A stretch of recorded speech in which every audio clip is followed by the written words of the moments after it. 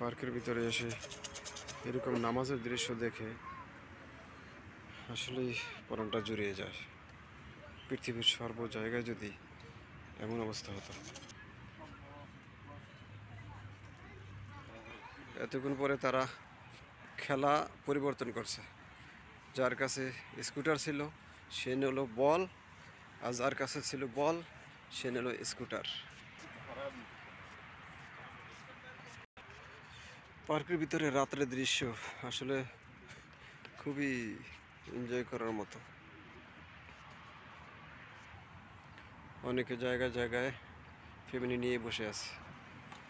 কিছুটা অন্ধকার, এখানে কয়েকজন বসে আছে। সুন্দর ভাস্কর্য দেখে তাদের অন্য খেলাধুলো বন্ধ হয়ে এখন চলে আসলো এখানে। এটা খুব সুন্দর একটা ভাস্কর্য।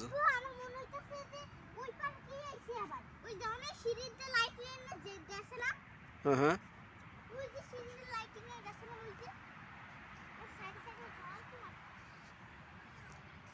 এখানে কি করে? এটাই কি করে? এটা কি ছবি তোলে? না, এটা তো দেখতেই খুব একটা সুন্দর। হ্যাঁ, তুমি কি করবা এখানে? এইটায় কিছু করবা না? ওখানে বসো, যাও। মারিয়াম চাইতেছে এখানে দোলনা খাবে, মানে ঝুলবে, কিন্তু পারতেছে না, ঝুলতে পারতেছে না। এই যে প্লেয়ার চলে আসলো, প্লেয়ার চলে আসছে, দেখেন কতটা চালু। চলে যাচ্ছে পানির দিকে। এটা পন্ড পার্ক, তো পার্কের ভিতরে পুকুর, তবে পুকুরের চারো পাশে কিন্তু এভাবে গ্রিল দিয়ে বন্ধ করা, আটকানো। তো দেখুন পুকুরটা কত বড়।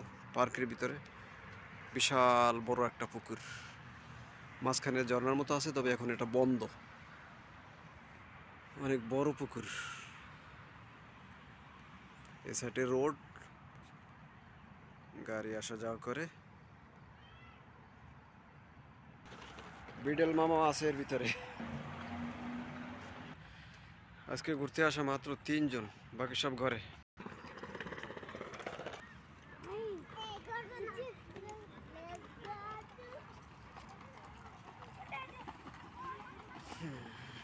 কি মজা নিতেছে পার্কের ভিতরে ঘোরাঘুরি।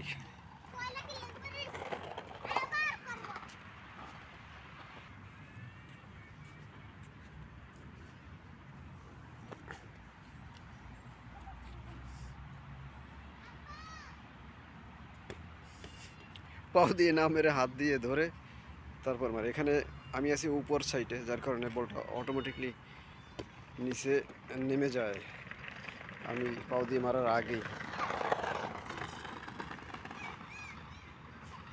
বল নিয়ে যাও, তাহলে বল নিয়ে যাও। এক ট্যাং উপরে উঠে তারপরে মানে উপর থেকে নিচে চলে আসছে, এক ট্যাং স্কুটারের উপরে রেখে। ও ওই যে চলে গেল মারিয়া, কোথায় দেখা যায়। এবার তারা প্ল্যান নেছে, একসাথে 2 জন উপর থেকে নেমে আসছে এবং বলের উপরে মারবে। বলটা অটোমেটিকলি তাদের সাথেই চলে গেল। মারিয়ামের প্ল্যান।